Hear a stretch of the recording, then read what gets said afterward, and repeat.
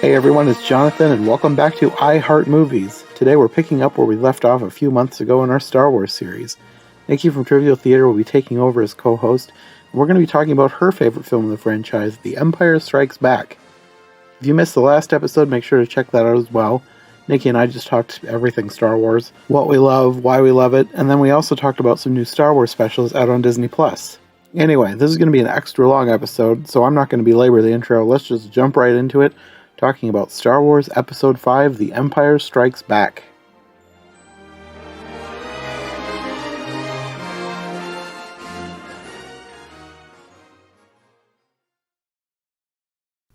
Okay, Empire Strikes Back.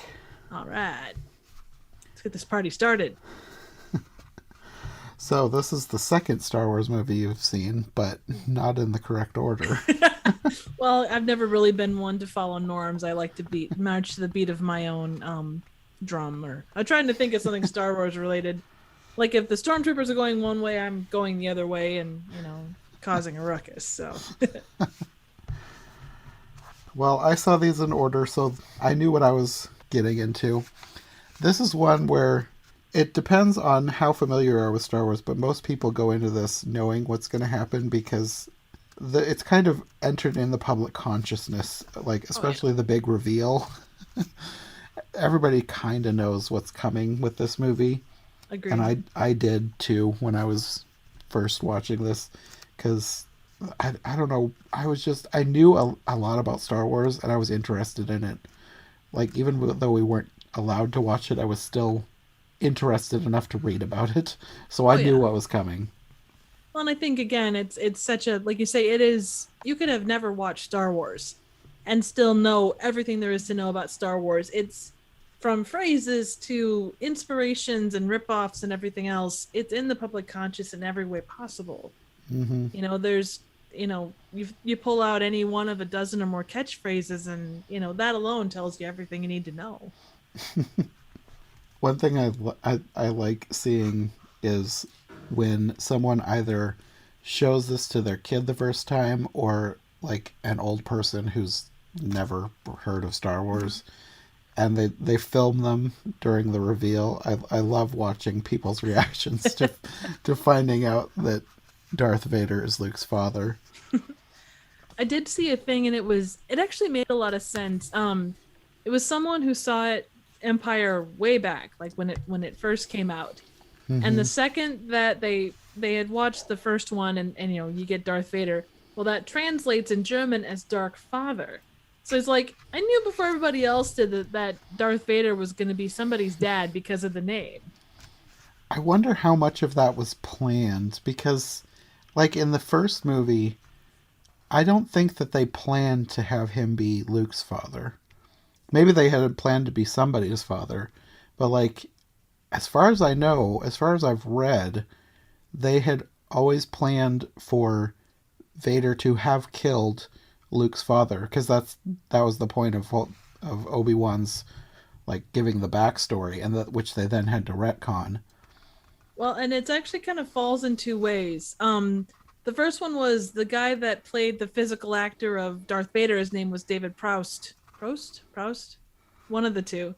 Was not given the actual dialogue of, Luke, I am your father. Yeah. Or no, I am your father. That's the proper way to say it. So yes. Luke, I am your father. I should know better. My goodness. But because he was known to be a bit of a loudmouth, he was actually not given the proper dialogue. So when it was originally shot, Darth Vader did say, I killed your father. It was only when James Earl Jones came in and said, no, I am your father. But going back in the original draft, and I don't know how, like, where this changed exactly, but in the original draft of the script, Darth Vader wasn't Luke's father. He was just, like I say, the guy that killed him. Mm-hmm. And Luke's dad was originally the Force spirit that was going to train Luke. So he kind of had the characteristics of Yoda, but in human form and not in, weird frog man form. That would have been interesting. It would have been. Luke trained by his father. Yeah, exactly. So I imagine that would be quite a thing in itself, so. Well, getting into the movie itself, I really like how this starts. Like, I think I said in my first podcast about A New Hope, I really like how after you get the whole iconic score and opening, not credits, The crawl. the crawl, the opening crawl, I love how you sort of pan onto like a ship or a planet, and it's so epic. I just love how they do that with every movie. Oh yeah. It is one of the it builds you up, like you say. It's something it's a big screen event. It starts epic and it holds that level by and large. Mm-hmm. So with this one, it pans onto a star destroyer that is sending a probe to Hoth, and I love the little probe. It's like a creepy little robot jellyfish. Oh yeah, it's creepy as hell. It ranks right up there with the interrogation droid from New Hope. Yeah, yeah. It's got all kinds of buttons and like weird arms and stuff.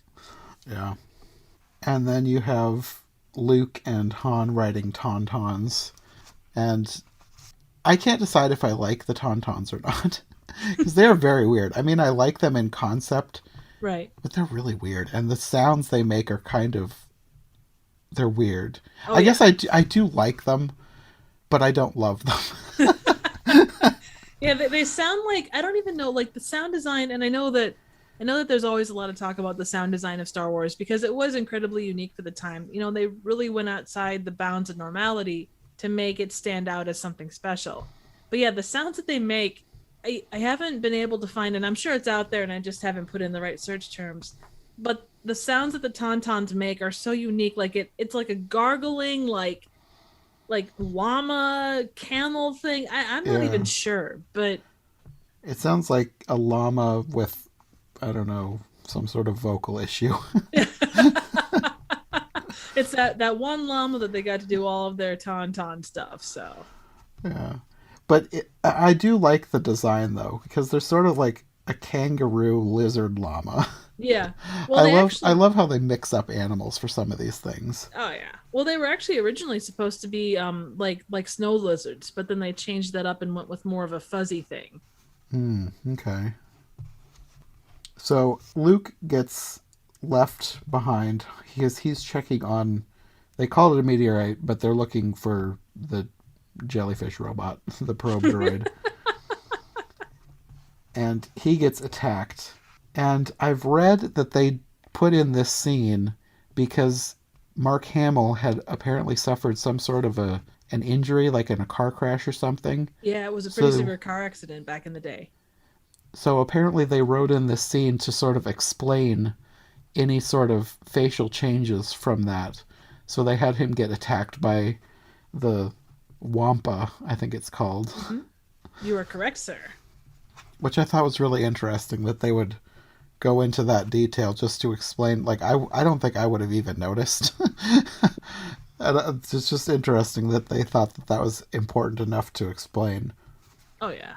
Well, you look at his face, like you compare his face like in A New Hope. I mean, he was a handsome, and not that he wasn't handsome after, but he suffered some pretty severe scarring to his face.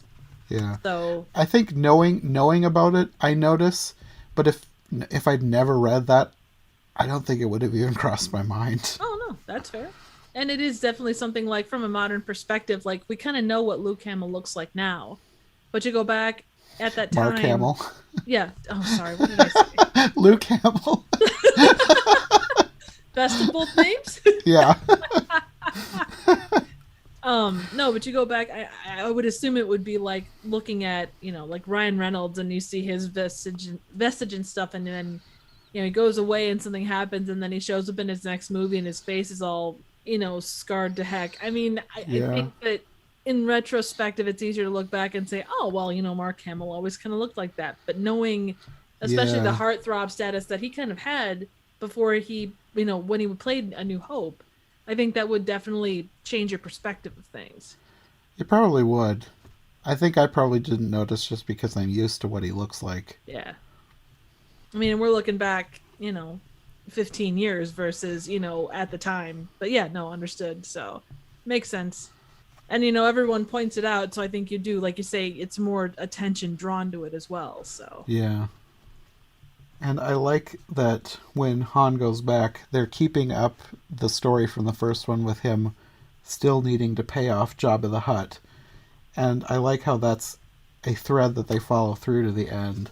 Oh They yeah. they put a lot of detail into these films that I feel like, especially thinking about other films of the time, they technically didn't need to, Mhm. because you could just make an adventure film and do whatever you wanted and not really care about the script. But I really liked how they kept that thread and then had it follow through from the first movie all the way to Return of the Jedi. Mhm. Well, and then to start with, they did A New Hope at the at the time it was just called Star Wars, but they didn't know they were going to make a second one. So I think they knowing that, and I think Luke's or I God, I'm doing it again. I think George Lucas, he is a guy that for his inability in some areas to write dialogue and things like that, Yeah. he is incredibly good at like big picture. Yes. I mean, at one point the thing that the story arc from movies 1 through 9, he had a plan, he had a layout, he Mm-hmm. had an overarching story, he had smaller arcs, and that to tell a good story you need those. I mean, you could make an Mm-hmm. adventure film, but I don't think it had the impact if you didn't have those little details, the things that do come back around. And even Mm-hmm. if it's just in one-off line and then you pull that back in and go, well, we can use this, and then in this movie we can pull this in, and it does keep the everything makes sense, and it's continue or continuity and such. Mm-hmm. Yeah. I feel like for as much rewrites as they did as they went along, I feel like the fact that he had a story in place is one thing that really has helped his original six hold Oh yeah. together really well. And I know that just recently there was some headlines about J.J. Abrams coming out talking about kind of wishing that they'd done that with the sequel trilogy. And I do feel like that is one thing that the sequel trilogy could have benefited from, was having Oh yeah. somebody who would map out something, even if they don't follow it perfectly, because they definitely didn't follow his No, perfectly. no, they But definitely that didn't. would have helped a lot. Well, and any good, and not to tangent, but that is, you could take all the problems of the sequel trilogy and boil them all back to the fact that there wasn't an overarching storyline. And Mm-hmm. as someone that's done those kind of series, it's the fact that there wasn't something. I mean, J.J. Mm-hmm. Abrams is not a newbie director. The fact that, and Mm-hmm. maybe from that perspective, he didn't know, or he didn't have clearance, or who knows. There could be a million reasons. But the thing that brought down the sequel trilogy above anything else, at least to me, was that lack of an overall storyline. Like, Mm-hmm. and I know different directors didn't help, but you're being whiplashed from one end of the spectrum to the other and then back again. I mean, it suffered. The story lost a lot because of that. Mm-hmm. Yeah. I'm not even one who like fully dislikes the sequel trilogy, but I see a lot of the flaws, and that's the biggest one. Oh yeah. Well, and it has its good moments. It's not like Yeah. there is a lot of redeeming about it. There's a lot of good stuff, but it could have been something more coherent and it would have helped overall. I mean, you're still going to get folks that are going to, downplay the other pieces of it, but that specifically, I think across the board, if you ask most Star Wars fans or people that have at least seen all three, you're going to run across that as being one of the biggest problems. Mm-hmm. Definitely. Okay, back to the main movie. Yeah, exactly. Where were we talking about? Oh, yeah. So Han is preparing to leave, and Leia doesn't really want him to go, but this is where they're still in there. They're kind of fighting a lot, even though you can tell there's something between them. Oh, it's love fighting. That's all it is. There's, she's gonna punch him in the face and they're gonna make out. So they don't, but they should. So They have some lines in here that I like when she says that he asks if she's afraid that he'll leave without giving her a goodbye kiss, and she says, "I'd just as soon kiss a Wookiee," and he comes back with, "I can arrange that." the banter between them is, and I don't know. I mean, I think they got on pretty well on set. Like all of the main characters seem like they had really good chemistry. But Mm-hmm. those two, they play off each other really well. That there is a lot of good back and forth, whether you're talking the banter. You can tell they're having a good time, despite Harrison Ford wanting to get off a Star Wars set and having to wait several movies to do it. Yeah. So he's preparing to leave, and the droids come to tell him that no one has heard from Luke. So he decides to take a tauntaun out, despite the cold, because apparently at night it gets so much colder to the point where they don't even think Luke is going to survive the night. Right. It's like Antarctica, basically. Yeah. So Luke is hanging upside down in a cave, and this is where you see his apparently newly scarred face, which it healed very fast. If they're trying to explain the car wreck scars with this scene, he healed pretty well. Force powers, because the force can heal. Yeah. So the Wampa is over across the cave, messily eating, and this and like the scene in A New Hope with the arm chopping.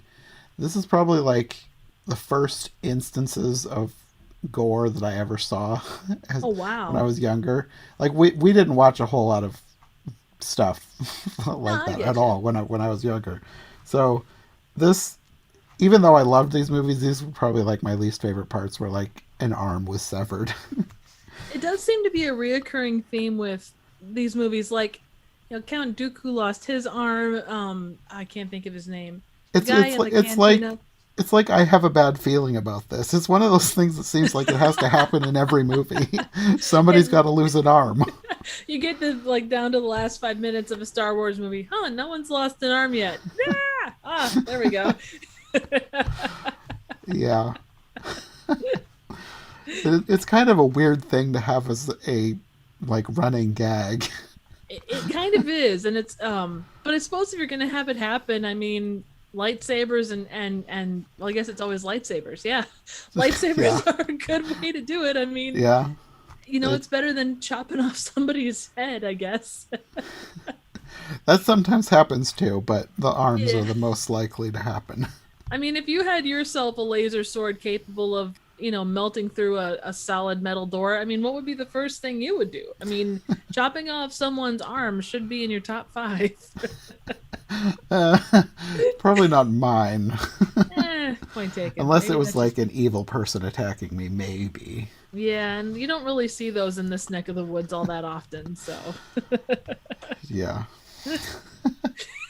Sorry, that was tangenty. One thing that I kind of have found interesting about this is Mark Hamill does not like this scene. I mean, it's not. He acted fine. I could see. I mean, it's not anything great. It's not Well, terrible though. he has said in recent years that they never told him that he was going to be cutting off the Wampa's arm, and he feels Ah. sad about it. He's like, this thing was just looking for a meal, and he just caught me because he was hungry. He didn't need to have his arm chopped off. Well, and that poor, and I'm assuming that the Wampa was probably like a Jim Henson studio creation. So yeah, he did off a Muppet basically. Or at least debilitate it. Yes, yes. Well, I mean, hell, I would, not that you want anything to lose its arm, but I would rather the Wampa have kept his arm than the one dude in the cantina. I can't think of his name. It's gonna drive me nuts. There's actually total random tangent, but if you've ever seen Robot Chicken, there's this whole thing. They do Star Wars specials, and they're hilarious. But they have one where they show that guy. What was his name? Cause what is it? It's Ezra something or another. But he's a architect and he's drawn and he's doing all this stuff. Goes out with his buddy for a drink and then loses his arm, and then he's trying to draw as an architect and he can't do it anymore. And it's kind of funny. Anyway. I think I've seen some clips of the Robot Chicken Star Wars. I haven't seen that. Oh, the Emperor stuff is like the best stuff ever. Like, it is just, yeah, highly suggested. So Luke escapes and he sees Ben, Obi-Wan, and he tells him that he needs to go to Dagobah to find Yoda. And then he's collapsed, and then Han finds him. And this is probably, for me at the time, was one of the grossest things I'd ever seen. Can't imagine.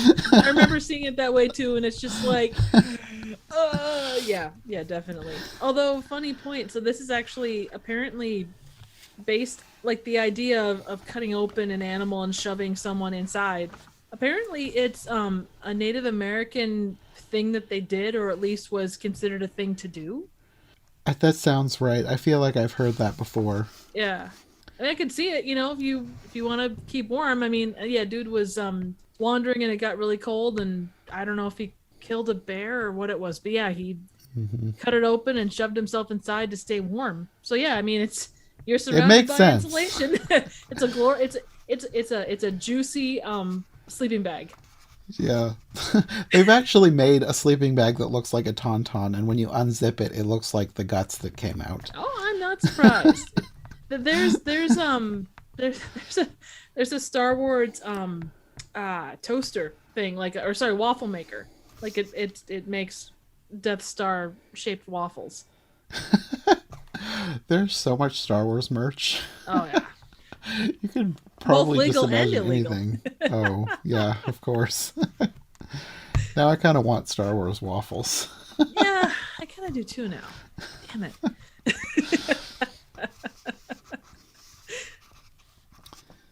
So then, of course, you get Han's iconic line, I thought they smelled bad on the outside. It's a good line and very quotable. It's very memorable. Yes, very much so. So they're found the next day. They get back to the base, and Luke gets put into a Bacta tank, which is like Back the to Star tank. Wars hospital thing. It's Yeah, it's like, basically a cure all. It can, as long as you're not dead, it'll cure you. yeah, it's kind of a cool idea, and I like that they kind of use them off and on again in other things too. Mhm. Well, I remember them being in the original or the extended universe books, but they always described it, and obviously it'd be difficult to do, being that when it was done. But it was the way they describe it in the books was a really kind of sticky red substance as compared to a see-through or clear substance. Hmm. Okay. Like They you didn't want to be probably. dumb. Oh, sorry. Go ahead. I was just gonna say they probably went with the see-through stuff because it probably looks better on screen. Oh yeah. Well, and red really doesn't make you think good things generally. So No, yeah, that would kind of seem like he's in a vat of blood or something. yeah, that wouldn't be so good. Although it would get the vampires in the audience pretty excited.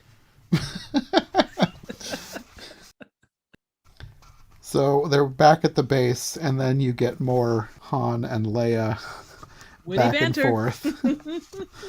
I wrote down a few of my favorites. I don't know where you get your delusions, laser brain.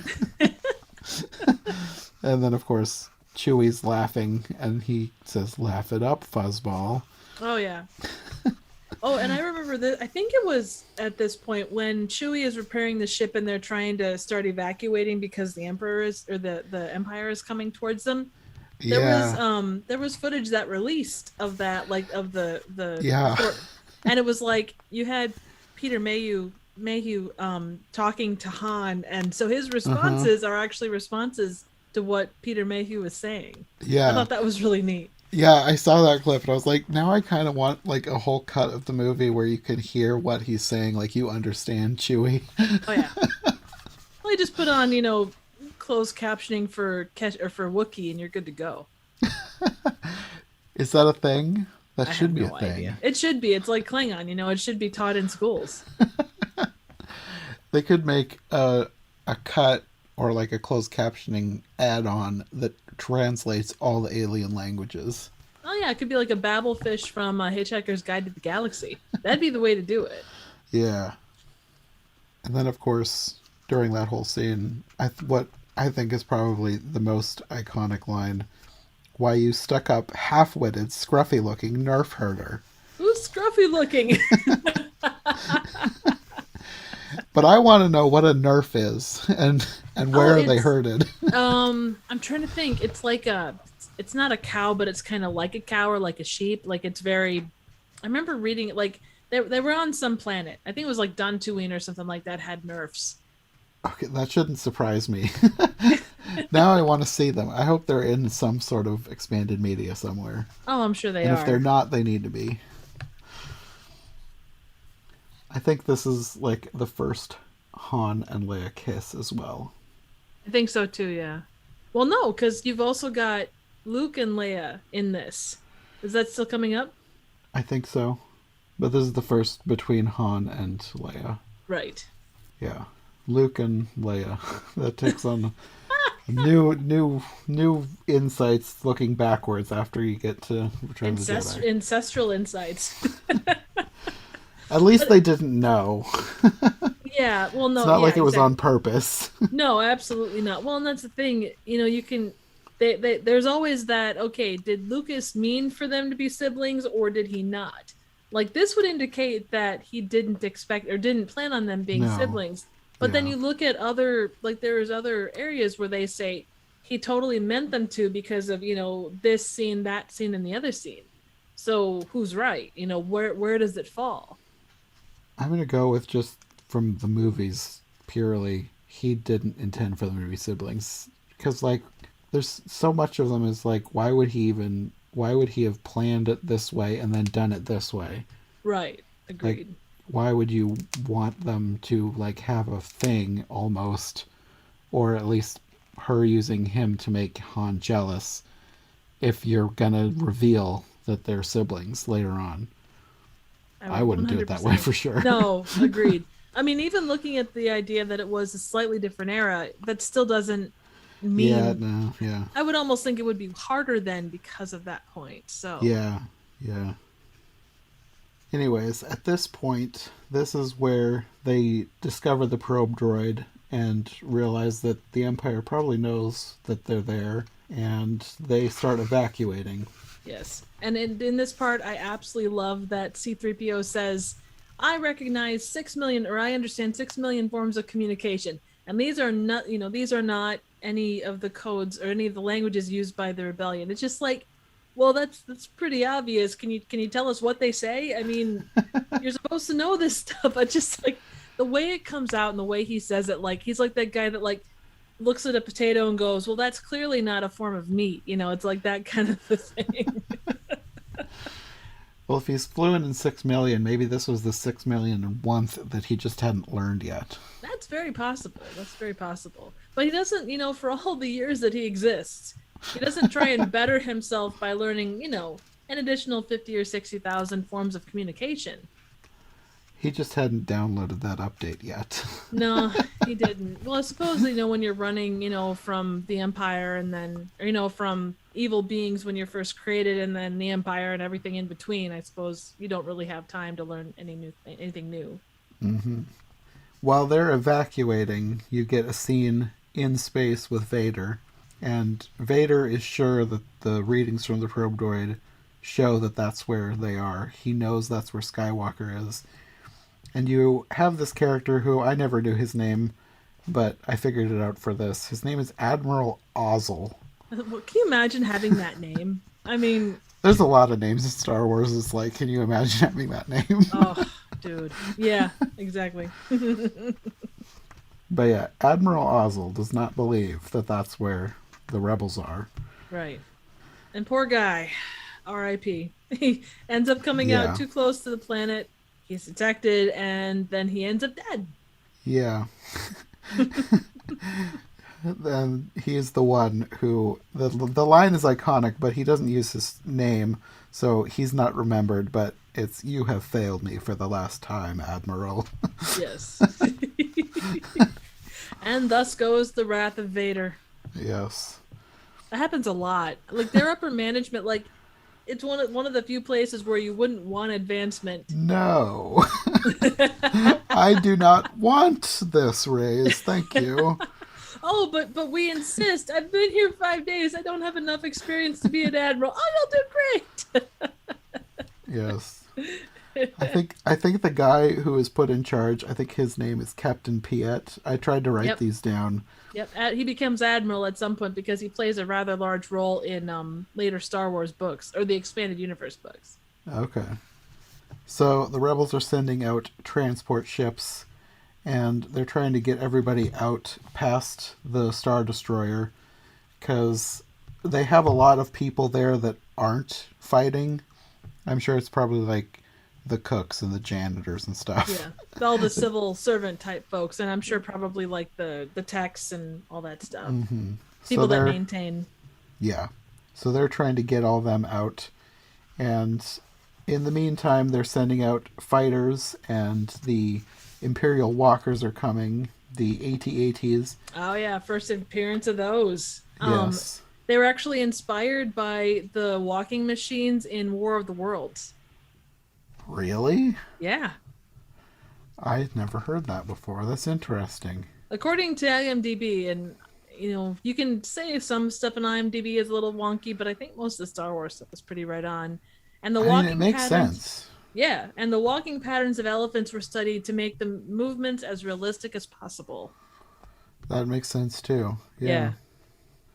So, where do you fall on the pronunciation of AT-AT? Because that's another thing that Star Wars fans will endlessly debate. Oh Is it yeah. AT-AT or is it AT-AT? I think you have to do it. Being that both are capitalized, I think you have to go AT-AT because you don't call the little chicken walkers. You don't call them at stats. They're ATSTs. Yes, that's So how I feel. I mean, I suppose you could do at-ats, but that just it sounds goofy. It's It like does to me too. The thing that kind of bugs me though is like on the official Star Wars YouTube channel they pronounce it AT-ATs. Like really? all the people like behind the scenes stuff, they pronounce it AT-ATs and I'm like that had never even occurred to me to read it as AT-AT. Right. I didn't even know about the debate for years. Like in my head it was just AT-AT Right. because they're both capitalized. There's the ATST. It just makes sense that it would be the AT-AT. But apparently there's this whole group of people that call it AT-ATs, and I'd never heard that before. But I think to some extent there's going to be a group for everything, like Yeah. Leia versus Leah. I mean, I'm trying to think what one that was in. Wasn't it before they went before like the build up to the Battle of Endor? Like when they get the plans, it's the one guy is like Admiral or Princess Leia instead of Princess Leia. I guarantee there are people that call her Leia as compared to Leia. I suppose. I mean, you can get that in real life with people. Like, there's different ways to pronounce different names, and some people will either intentionally or not mispronounce different people's names. Oh yeah, So, agreed. yeah. Hmm. Okay. Just to be different, that's why they do it. So Luke is out in the battle as well, and apparently, I don't think I ever realized that his co-pilot is killed. Oh yeah, Like for poor some guy. reason, the first time I saw this, I just thought that he was knocked out. And I don't think I realized until like a long time later. Oh, he's dead. Yeah, he got barbecued. Like yeah, Yeah, poor guy. And I don't know, like, and actually the dude's name was Dak, and it's like, I don't know. I'm sure that there's something around Dak that probably like, well, this guy's gonna die 5 minutes after we meet him, so just call him Dak, like someone's ex-boyfriend or something. and while all this is going on, I think Luke had instructed them to prep him an X-wing with R2, and I don't know how much the rebellion knew that he was planning to leave because I think it was kind of a secret. I think, and I'm not even sure. Did R2 know? Because I feel like there was like some dialogue about R2 being surprised that they're not joining Yeah. them later on. Well, I think that because he really didn't get any. I'm pretty sure that it was only Luke that knew. I think he was scheduled to go someplace, at least by the novelization, if I remember correctly. He was supposed to rendezvous wherever, but then he ends up Yeah. going to Dagobah instead. So yeah, Hmm. I'm pretty sure no one knew where he was going. Yeah. So, anyways, they're prepping him a ship, thinking that he's going to be joining them, but he has other plans. Yes. And while all that's happening too, Han is trying to leave, but things happen. Leia and C-3PO end up having to join him, and he's bragging about his ship, and she has another hilarious line. Someday you're going to be wrong, and I just hope I'm there to see it. That's such a great line. Well, and again, there's so many. They didn't have to go out of their way to be funny. They Yeah. just, the way the delivery of the lines, the simple, if you weren't paying attention, you'd probably miss the fact of that it was funny. Like they didn't Mm-hmm. have to like, set everything up, like knock knock kind of thing. So no, it was Mm-hmm. cool. And also, while all this is happening, you get more stuff with Luke out on the battlefield and doing the iconic roping around the legs with the, I don't know what it is, like a Yeah, it's a grappling hook or harpoon. something. Yeah, it's like a harpoon type of a thing. Yeah. But I always, everybody likes that scene. That's one of the best scenes. So clever, just way to take them down. Oh, very much so. Well, and it goes to show what Luke was able to do despite not being brought up in a military tradition. And Mm-hmm. the way he uses the lightsaber, like even not necessarily being at all trained, he uses his lightsaber to take one down. I mean, that in itself, Mm-hmm. massive props. I'm sure, because I'm sure he probably went down in history like, oh, there's the guy that took down an entire AT-AT, not at, with with just a lightsaber and a grappling hook or whatever. Mm-hmm. So everybody is trying to escape, and you have C3PO talking about the odds of them being able to escape, and Han says to Leia, "You said you wanted to be around when I made a mistake. This could be it, sweetheart. I take it back." So it goes to show, be careful what you ask for because you might get it. Mm-hmm.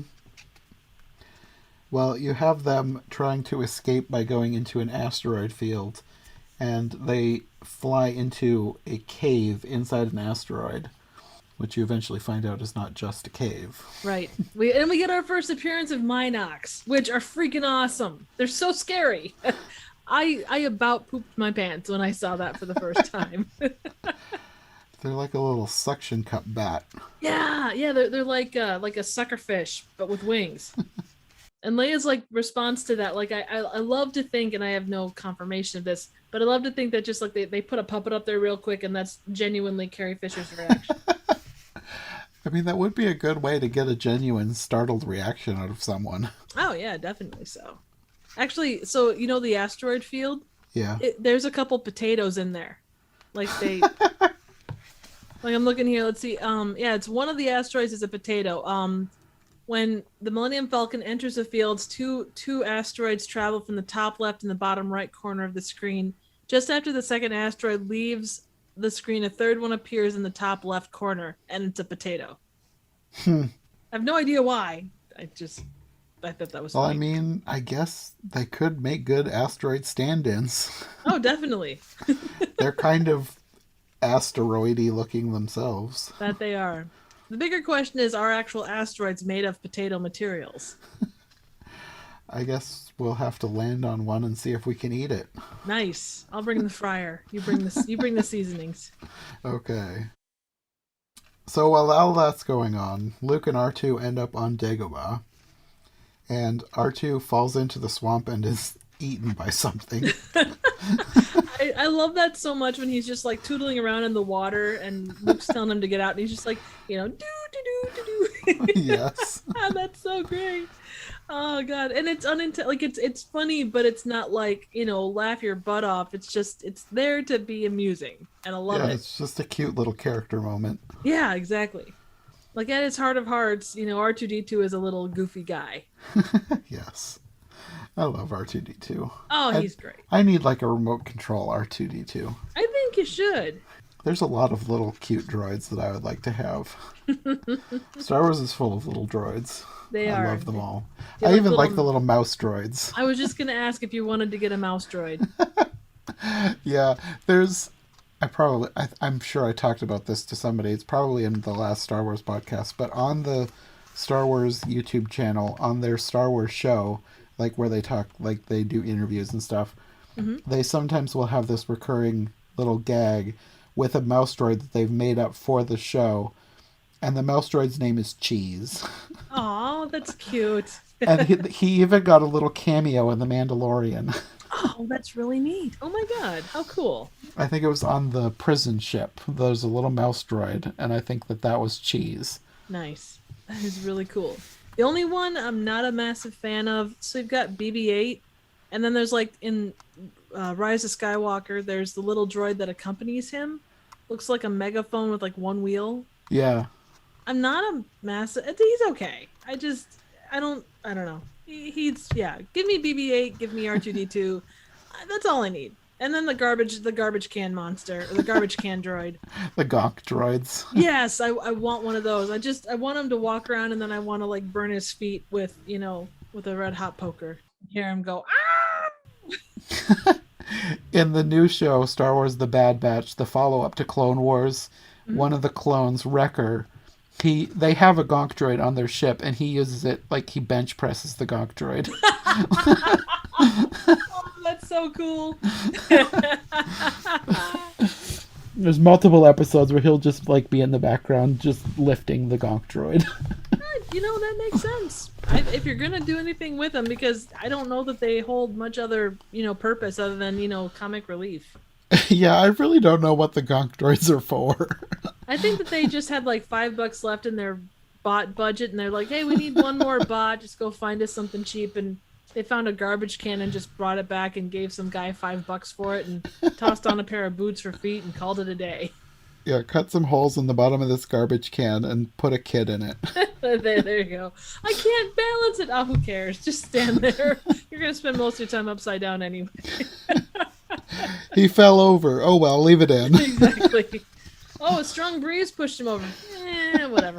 Oh, the sand got inside.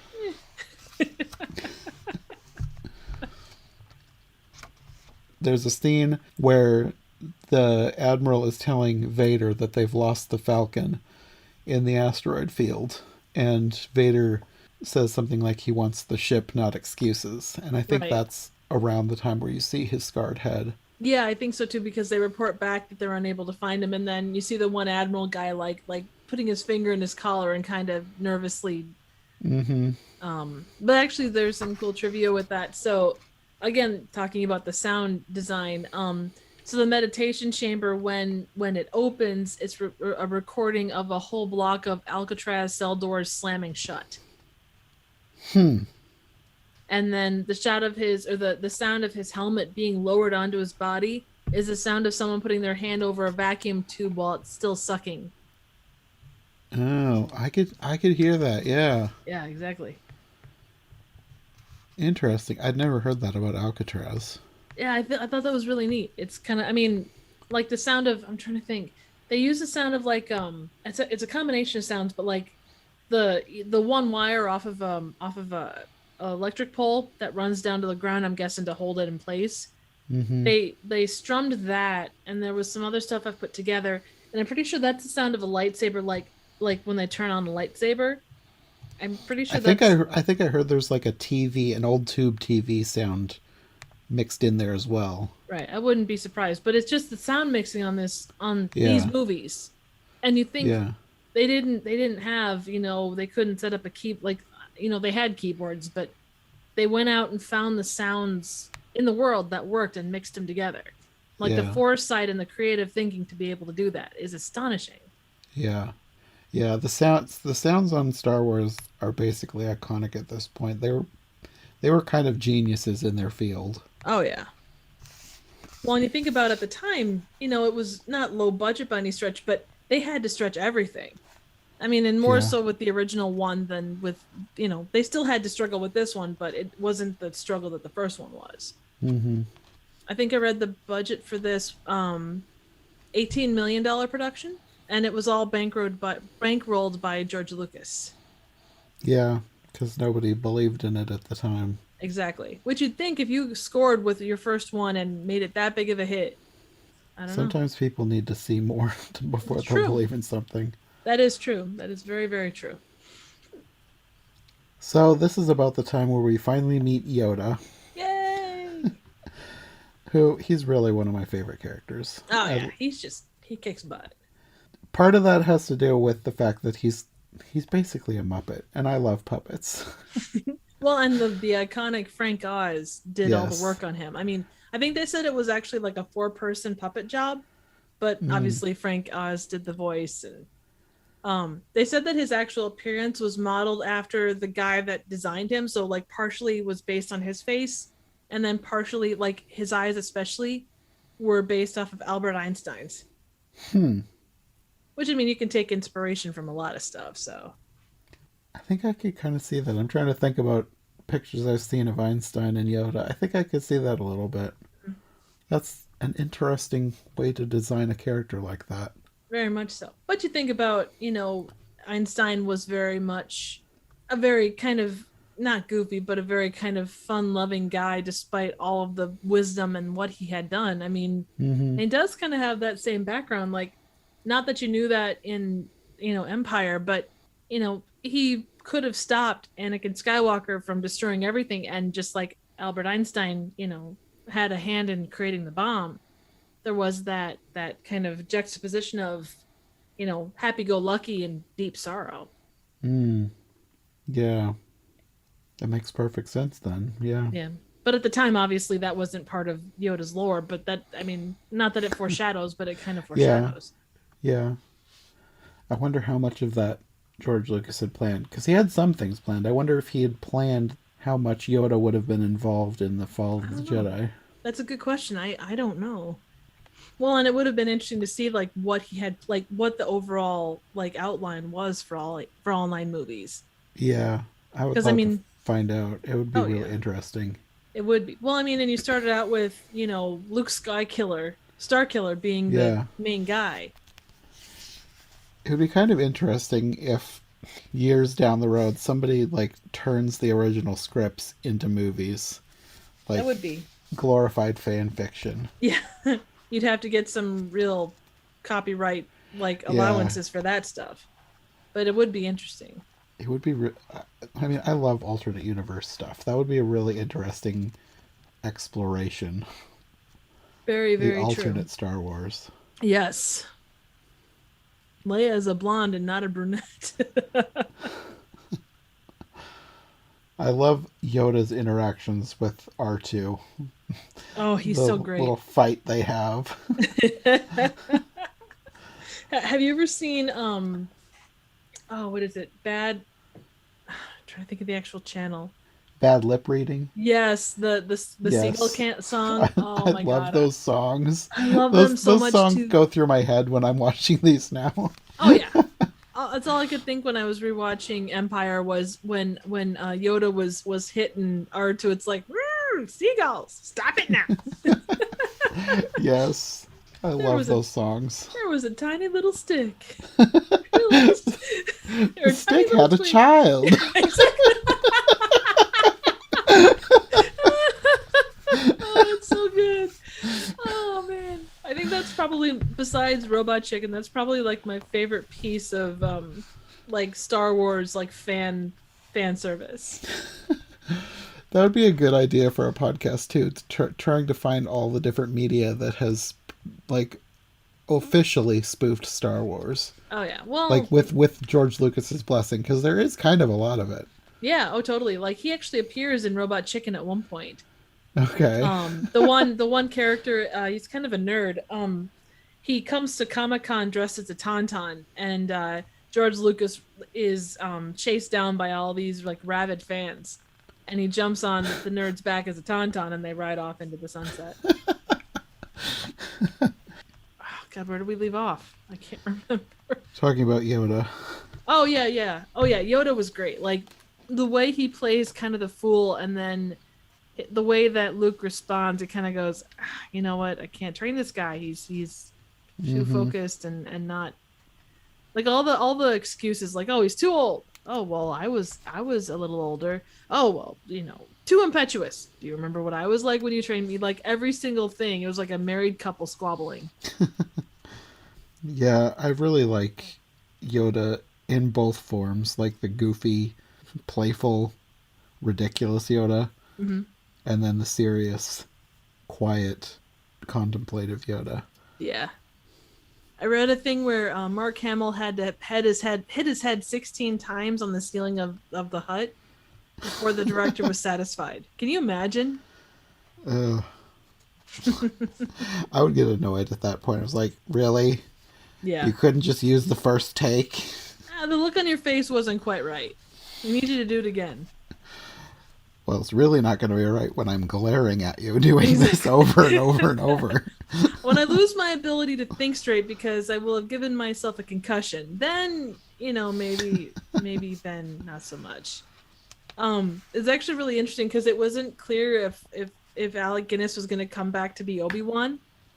So he came and did one day of work, and he was there from 8:30 in the morning until 1 in the afternoon, and he got paid 1/4% of the movie's gross, which ended up being like millions of bucks.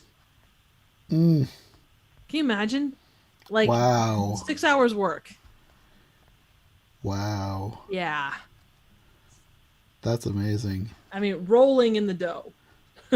Really, yeah.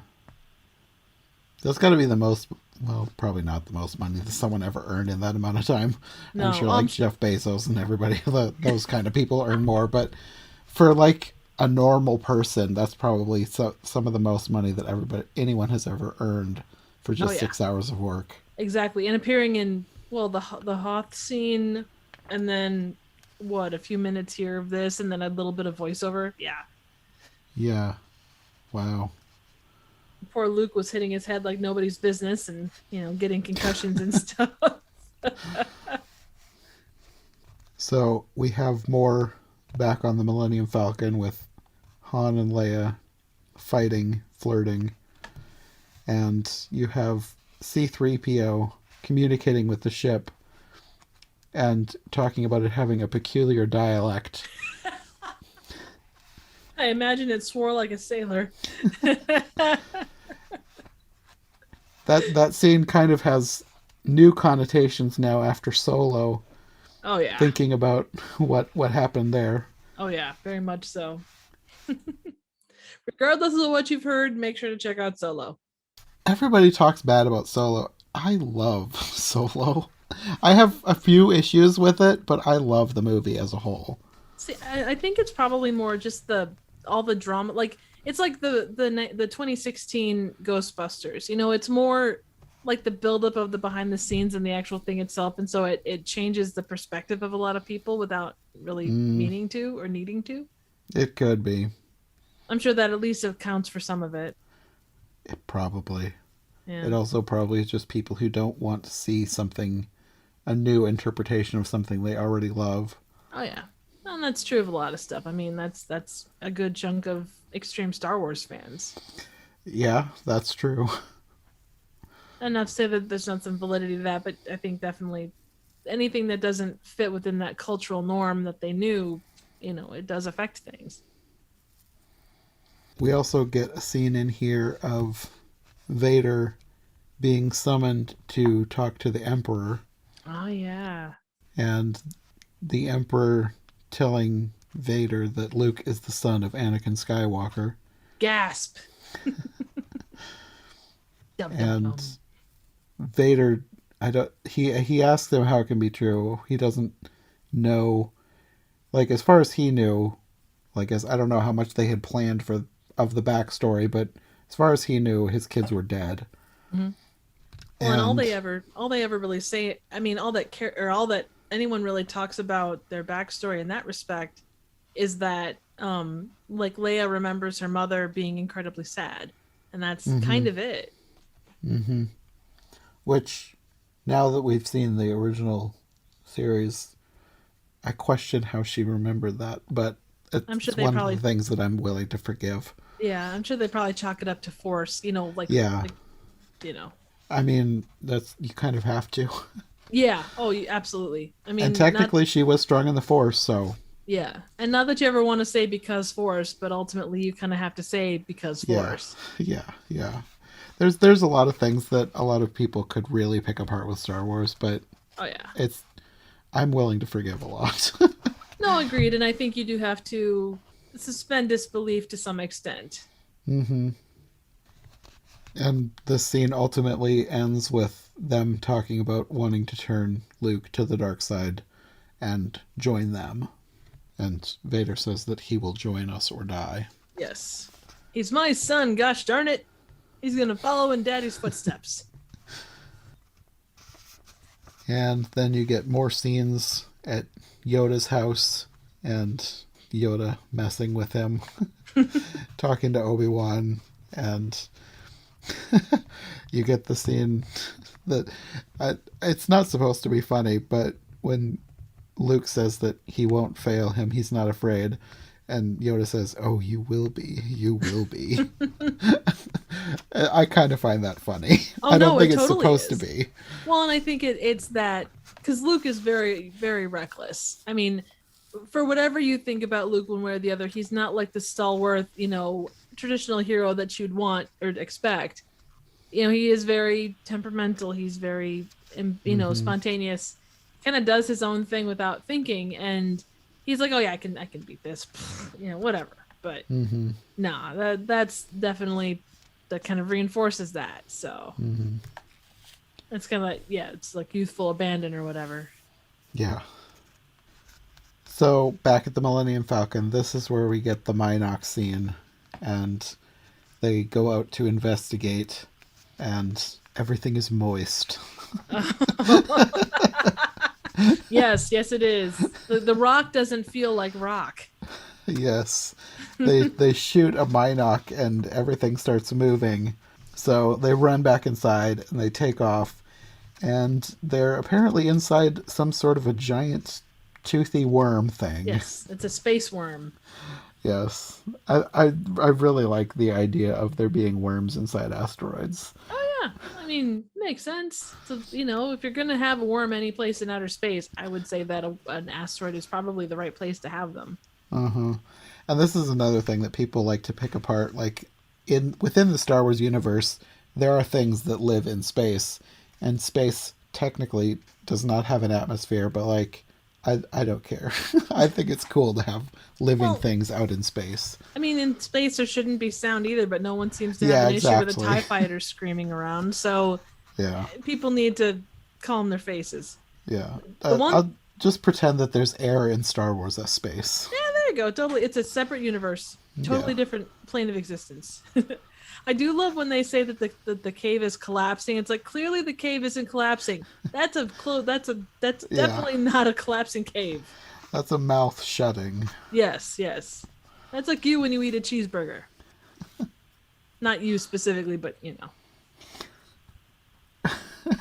I just realized further down in my notes, because the next scene is Luke being trained, and I just have the lyrics from that song written in my notes. Run, run, jump and run. I can be your backpack while you run. Oh, that's so great. Oh, man. It's been like a month since I wrote these notes, so I'd forgotten that I did that. No, that's okay. That's well worth it. Like, that was great walking back into that. Best thing ever. And after the training montage. Oh, yeah. What we needed is, like, Eye of the Tiger level music. Or run, jump, and run. I can be your backpack while you run. That'd be hilarious if somebody did the movie and cut those songs in. Oh, totally. Well, they should have been there to start with. I mean, regarded it came out 40 years before the movie, but that's not the point. Yeah. So after this training, you get the scene with, I'm not really sure what it is, like some sort of an dark side cave or something. Oh yeah, that it's really interesting, that part. Yeah, it's one of those things that I don't really understand, but I think it's cool. It's like in Last Jedi, the other cave. It's probably supposed to be something similar. I don't really understand what's going on, but I think it looks cool. It's basically Luke facing his fears, facing, since he came to face with Vader once, that has become, and he kind of struck down his Jedi Master at the time. So there's a lot of complex feelings towards Vader and whatnot, and he's facing the worst version of what Luke could be. I mean, that is the dark side of himself. So that's the worst thing he could be, would be to be Vader. So yeah, it also might be foreshadowing his parentage a bit. Oh yeah, very much so. Well, and then they said that, I think it was in the novelization or someplace I heard, it's a place that does weird stuff. Like, not even Yoda really goes in there. I also think it's kind of interesting that in this whole scene you get like actual animals, like lizards and snakes and things, which they've of course retconned as to be some sort of Star Wars lizard and Star Wars snake. But I just think it's interesting that they used a real creature and they didn't even like paint it a different color or something. Well, and in that environment, how would you repaint it as such where you'd actually notice? I mean, you'd have Yeah, to paint it bright pink to really get the idea of what it's supposed to be, I would think. yeah. And really, it makes more sense to have them be the colors that they are anyway. Yeah. Well, especially being you're in a swamp, so. Yeah. So at this point, they are trying everything they can to find the Millennium Falcon. The Empire is trying everything they can to find the Millennium Falcon. And they are sending in bounty hunters. Ah, And yes. Classic scene. the only one we really get to know is Boba Fett, but there's some other ones there that have been expanded upon in Mm-hmm. the expanded universe, Ah, including IG Bosk 88. and IG-88, which I really like the stuff that they have done with IG-88 and turning him into like a line of droids and then using that line in various ways in different media. I especially love how they've expanded that in The Mandalorian. Oh yeah. Well, and I think it traditionally IG-88 was supposed to be a series of a production line of droids like anything else. Yeah. So Millennium Falcon is trying to get out of this asteroid field, and they don't have light speed. So instead of doing the smart thing and trying to escape, I mean that I don't even know if that would be the smart thing. They do an even smarter thing. They act like they're going to attack the Star Destroyer, and then they kind of just disappear by clamping on underneath. And that's pretty awesome the way they do that. Yes, I love the scene later on when they just float away with the garbage. Yes. Quite a place to be. But as long as it works, who the hell cares? Mm-hmm. Then you get more Yoda training Luke, and this is the X-wing scene, trying to get the X-wing out of the swamp, Oh yes. Very iconic scene. and his line, "Do or do not. There is no try." Yes. Which I don't know how I feel about that line. I Yeah, don't know how practical it is. yeah. Well, you look at even, and obviously time changes things. Looking at that series of lines, or even like a very straight version of Dark and Light Side nowadays, Mm-hmm. it doesn't hold up the same way as it did then. Because there is Yeah, a lot more gray area the way we look at stuff. yeah. There's a character in Star Wars Rebels called the Bendu who is the embodiment of the light and the dark, like the line between the light and the dark. And I really like that idea, and I really like how he's so completely unpredictable. Like he'll help the good guys, but he's not on their side. Ah, so he's kind of like a anti-hero type of a thing. Sort of, but he's almost like a god type figure. Oh, nice. Like he's a creature, but he's more than a creature. It's interesting. It's one of those things that you'll get more when you get into the show. But I really Yay! like that idea of someone who's not really on one side or the other. Mm. He's on his side. Yeah, yeah, really. There's a lot of really good quotes in this whole scene, and one of my favorites is, "Look at me, judge me by my size, do you?" That's basically everything out of Yoda's mouth is iconic in one way, shape, or form. Yeah, Even and that is why you fail. yeah, that's the one I was just gonna say. Yeah, that's one of my favorite when he lifts it out and Luke says, "I don't believe it. That is why you fail." Yep, yep.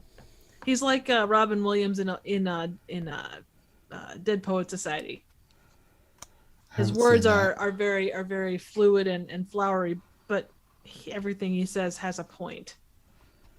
Okay, yeah, I haven't seen that one. Oh, great movie. Very much unlike Star Wars, but great movie. Yeah, I've heard of it. I know it's revered. It's just not one that I've ever seen. That's okay. I'll forgive you this time, but There's a lot of movies that people revere that I've never seen. Oh, I understand that. I run into that quite a lot myself, so no worries.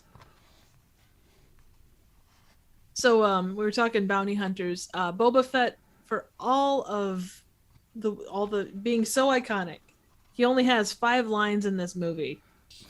Yeah, he doesn't really say much. Nope. He is a silent but deadly. Yeah. It's kind of funny how much people love him, but he doesn't do a whole lot. No. Until the Mandalorian, because the Mandalorian kind of redeems his character. Oh yeah. Yeah. He kind of, even the way, not that we're on Return of the Jedi, but even the way he goes out is kind of not great. Yeah. I would love to them to do some sort of a story explaining how he got out of that. Actually, there is, and it's expanded universe, but those tales of Jabba's palace and Tales of the Bounty Hunter, they actually go Mm-hmm. into his what happens. It's actually really, I mean, it's obviously it's one person's interpretation, and it's not really Yeah. canon per se anymore, but it is actually very interesting. So, I feel like one of the books that I borrowed from the library when I was a kid, after watching this, had like an explanation of that too. yeah, I like don't he's remember what down, book it was. like he's down there, and I think it's he's either found by or he's down there with the one bounty hunter that has like the hood thing. He's got like a partial metal face. Is it begins with a D? Um, I can't think of his name. I don't Um, remember. yeah, I'll see if I can find a picture of him. Anyway, that bounty hunter, he fixes, he heals or helps to try and heal Boba Fett, and they end up being friends and things like that. But anyway, Well, at some point in here, Vader chokes out another minion, they take a shot and every time Vader chokes out a minion. You're gonna be drunk pretty quickly. yeah, that doesn't sound healthy. No, not really. Well, neither does being choked out generally. I mean, that they really don't want to go out by being choked, but that's a personal preference thing. So they're taking off. They jettison the garbage. The Millennium Falcon floats away with the garbage, and someone is watching Boba Fett. Yep, the man, the myth, the legend. And they say they're going to Bespin to see Lando Calrissian. Ah, love this part. I think Bespin is probably one of my top favorite like places from the original trilogy. It is a really cool idea. Yeah, it is very It's much. it's it's what I would like to think that like maybe someday in the far far future, if they ever colonize like Jupiter, that they would Oh do yeah. something like Bespin. Oh yeah. Well, and the fact that it's a mining operation, but they're mining clouds basically. Yeah. I just want a buddy like Lobot. I think that'd be really neat. Like if you want to get a hold of them, you just touch your wrist and then they come. Because it's like, hey, you called. My only question is, what did he do to Lobot to get him to do that? I remember reading because Lobot is human, but he's got the cybernetic enhancements, kind of the same way that Geordie LaForge has, like the eye, like the visor on his face. There's Okay. something about it, but I can't remember what his background was, but it was actually really interesting. Like they built up this whole backstory for his character, and they didn't Okay. really do a ton with it. So, but I mean, he's not a main character by any stretch, and yeah. As long as it's not like one of the things that I think it's kind of a background detail. I think it's in Solo. Is one of the creepiest things is those people that only have like half a head. They're like kept alive like with robotics and they're basically slaves. Oh, It's like the creepiest thing. It's kind of a background detail, mm, but I think I read that they were like prisoners or criminals or something that they basically have just decided to use as slaves and they like half decapitate them oof. and then put in all these controls and then use them like that.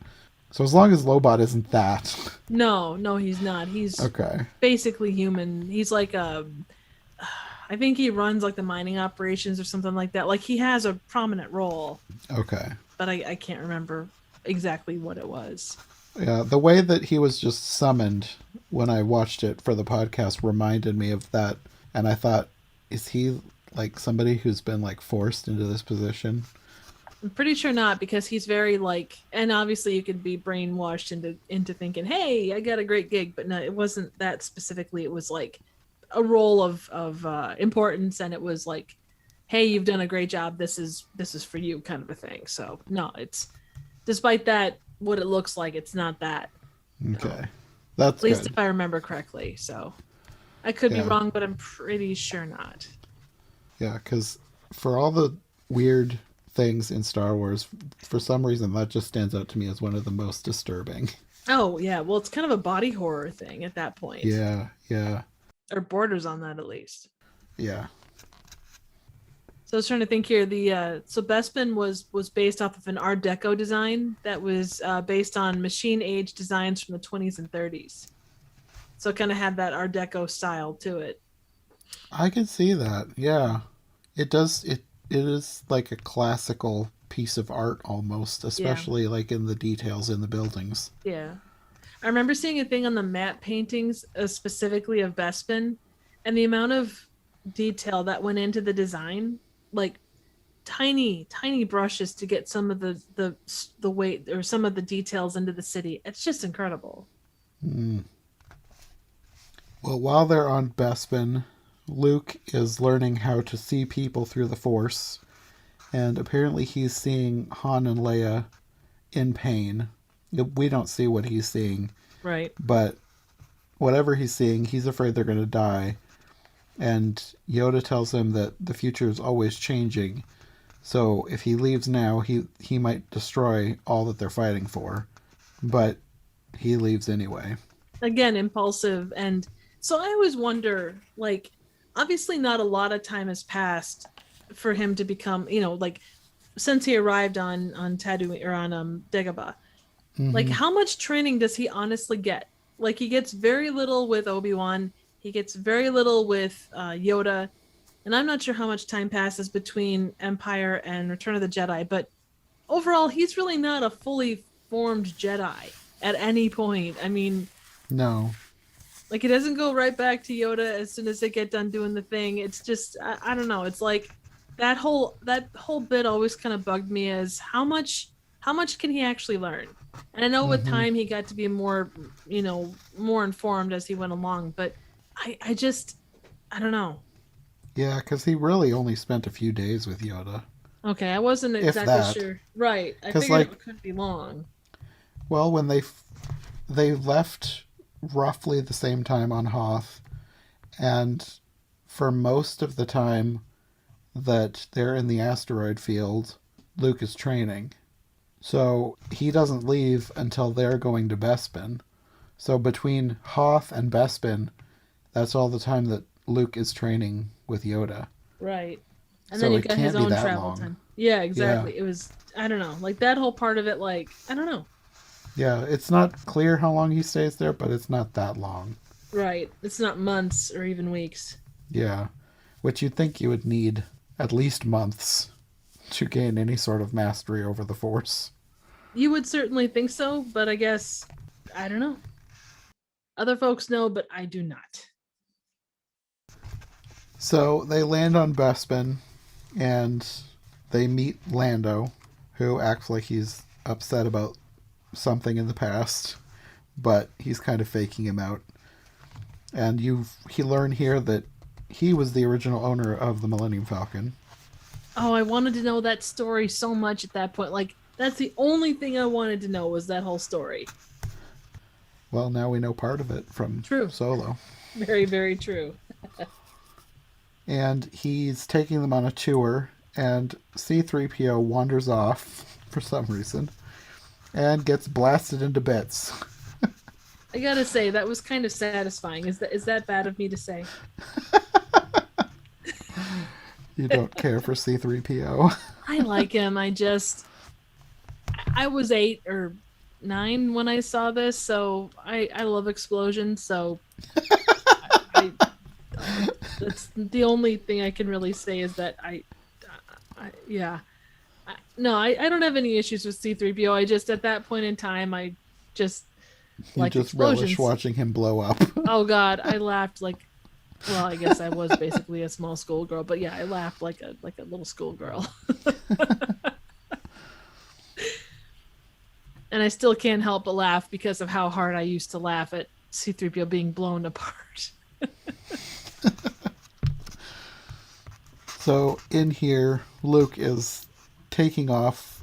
He's still being warned by both Obi-Wan and Yoda that he shouldn't be going, and if he goes, he's going to be tempted to join the dark side, and he will end up having to confront Vader alone if he goes. Right. But honestly, he would have anyway, because obviously, I mean, for whatever powers Yoda has, he's not going to be able to be there with him. And Mm-hmm. like Obi-Wan kind of just, I mean, He's Alec dead. Guinness only showed up for one half day of filming, so he's not going to come back. It's like, okay, I'm on a swamp planet, I'm out. Yeah. And then you have an interesting line here that you know that they're planning something probably with Leia, but I don't know how much they had planned when Obi-Wan says that boy is our last hope and Yoda says no, there is another. Yeah, I'm not sure. I mean, I kind of look at that point, kind of the way you looked at John Boyette or Finn in The Force Awakens. I Mm-hmm. mean, force sensitive, not force sensitive, because they talk about how well Leia held up to torture in A New Hope, which Mm-hmm. would, that extra resilience could definitely play into that. Yeah, I don't know. I always kind of wondered, because on one side again you get the kind of, well, they are, and then on the other side you have, well, they don't. Was it just over time they decided, hey, we're going to toss this in, if we don't end up using it, it's no big deal, or was it in there from the start? Yeah. And really at this point there's kind of a bunch of people that he could be talking about. Yeah. Because, like, with all the different expanded media stuff, there's other force sensitive people who are either former Jedi's or training to be Jedi's or whatever. Like, Right. there's not like tons of them, but there's a few. So he really could be talking about anybody. I think they're probably going for Leia at this point, Yeah. but But at that yeah. time, being that they really, I mean, you did have, I'm trying to think, because there was a book that talked about kyber crystals, and it was Luke and Leia are off on some other planet. I can't think of the name of the book, but it was written right after A New Hope came out, and it was done by Oh God, I'm not getting that right. I think it was done by Alan Dean Foster, way back, like it would have been right after A New Hope came out. And I don't. They talk a little bit about Leia's like other Force users, but they don't really go in depth a lot. But being that that's really all you had at that point as far as like other people. Otherwise, Luke, Leia, and Han were kind of your big three. Yeah, I think he's probably was. I mean, I'm assuming he's talking about Leia, but I would too. I mean, I just for that time, and being the build up that you'd have to have for any one character. Because I mean, even Lando, it takes some time to build his character. mm-hmm. You're not gonna just the last half of the last movie introduce some random character. Yeah, it's one of those things that we'll probably never know for sure. Yeah, yeah, exactly. Or what draft of what thing? Yeah, Yeah. exactly. So back on Bespin, Chewie finds C3PO bits. Oh, that's so funny. That's such a great set of scenes. Like they play off each other, and I know that it's you know, you've got a Wookiee and a disassembled robot, but God, the humor is great. I also like that they have these little creatures. They're called Ugnaughts, Oh, those. and they've kind of turned up here and there in other things. Mm-hmm, And I like that they gave one like a really pivotal role in The Mandalorian mm-hmm, very much and so. expanded them beyond just these silly little pig creatures. That throw around 3PO's head while uh, Chewie loses his mind. Yeah, That's like the greatest game of keep away ever. yeah. So you also have Lando obviously having a thing for Leia. Oh yeah, yeah. Well, considering she is the only woman in the Star Wars universe. Has there was there wasn't other than like Aunt Beru. There really You had hasn't been anybody before this. you had a couple ladies like that were doing the radar stuff. You had Mon Mothma in the third one. Yeah, but Um, before this, yeah, maybe there was some background people, yeah, but a few yeah, there really backgrounds. isn't any main characters. No, no, definitely not. I mean, if you look at the original trilogy, like Return of the Jedi was like an absolute explosion of female talent, but before then, you really didn't have much. Yeah. Well, these movies won't pass the Bechdel test then. Well, but Leia makes up for it by being an incredibly strong character too, to some That's extent. true. I mean, that doesn't offset the amount of females, but as far as strong females, I mean, yeah, she does do the whole falling for Han thing, and she kisses her brother, but and I don't know. I guess I'm Nobody's not. perfect. Yeah, done worse things. Yeah, I'm not sure. Like I haven't. It's been a long time since I've seen the questions of the Bechdel test, but it would be interesting to see where that falls. I think the Bechdel test is only the only qualifications for passing it is two women who talk to each other, not about a man. Oh, well, yeah, that's not an issue, but she doesn't ever talk to anybody but another guy. Like her whole existence. But I guess she talks. Does she even talk to Mon Mothma? I don't remember if I she don't talks. remember her talking to Mon Mothma. I don't think she did either. Like, there's a lot of interaction in the expanded universe books, but I don't know that she ever Yeah. talks to. I don't know that she ever talks to any actual women. I mean, unless R2D2 identifies as female, which I don't think R2D2 does. Yeah, most droids don't really have gender, and if they do, they kind of default to male. Yeah, they do. They do very much so. I don't know. I really don't. Hmm. Unless the garbage pail droid is a female, but I'm pretty sure not. That would be interesting. Oh God. Vivian the Gawk droid. Oh God. I could have the when you get to Return of the Jedi, the one that's doing the punishments. It could be like a dominatrix. We'll name that one Gladys. Oh, glad it's a dominatrix droid. Okay, Vivian. Gladys is a little psychopathic. Anyway, where were we again? Lando has a thing for Leia. Bleh.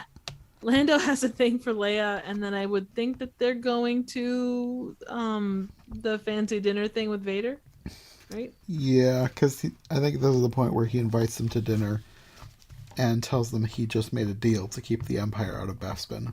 Exactly. And then open the door.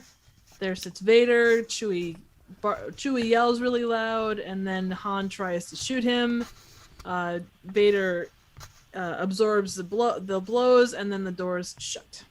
Yeah, and Lando tries to tell them that he didn't have a choice. Yep. And he tries to apologize. Doesn't work real well. No, I mean, if somebody just gave you away and then said sorry, I don't think that would... No. I think it would take a little while before you'd be willing to forgive them. I agree. It would take a couple of days and maybe like a couple boxes of chocolates or something. I'm sorry I gave you away to the Empire. Yep. Do they make Here, have Hallmark these cards for chocolates. that? I wonder if there's like a space Hallmark in Star Wars. There should be. I mean, Bespin seems like it's a pretty urban place. If they don't have a space Hallmark, then what's the point of being in the clouds? Well, it seems like something that would probably happen on the Star Wars Holiday Special. Well, they essentially had I'm not even going to give it away because it's too strange to try and explain, so you're going to have to wait. Okay.